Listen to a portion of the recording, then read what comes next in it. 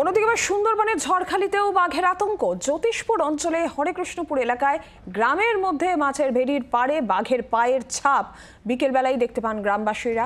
আর এলাকায় ছড়িয়েছে ব্যাপক চাঞ্চল্য। আর ইতিমধ্যেই বনকর্মীরা রওনা দিয়েছেন ঘটনাস্থলের উদ্দেশ্যে। এবার সুন্দরবনেও বাঘের আতঙ্ক, ঝড়খালিতে বাঘের আতঙ্ক যেটা জানা যাচ্ছে। জ্যোতিষপুর অঞ্চলে সেখানে গ্রামের মধ্যে মাছের ভেড়ির ঠিক পাশেই সেখানে বাঘের পায়ের ছাপ দেখতে পাওয়া গিয়েছে। এলাকায় এই নিয়ে আতঙ্ক ছড়িয়েছে। বনকর্মীরাও ঘটনাস্থলের উদ্দেশ্যে রওনা দিয়েছেন।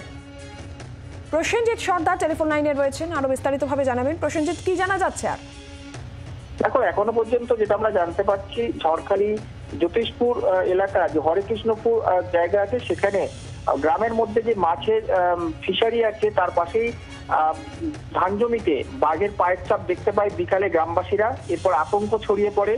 যেহেতু গ্রামের মধ্যেই ঘটনা, এরপরে বনকর্মীদের খবর দেওয়া হয়। সন্ধ্যার পরে বনকর্মীরা খবর পেয়ে ঘটনাস্থলে ইতিমধ্যে গিয়ে পৌঁছেছে।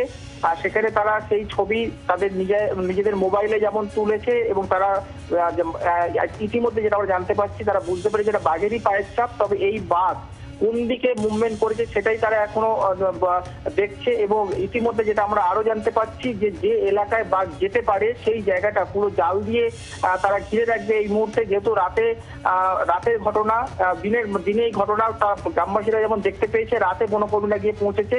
তাই আপাতত তারা বনকর্মীরা মনে করছে গ্রামের মধ্যে বাঘ থাকলেও থাকতে পারে।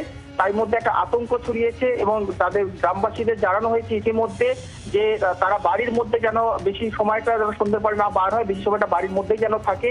আর ইতিমধ্যে সেই বাঘ কোথায় আছে সেই জায়গাটা চিহ্নিত করে মুভমেন্ট দেখে সেখানে কিন্তু জাল দিয়ে পুরো জায়গাটা ঘিরে ফেলা হবে বলে আমরা কিন্তু বনকর্মীদের সূত্রে জানতে পারছি। বাংলার আওয়াজ, বাঙালির আবেগ, জি 24 ঘন্টা।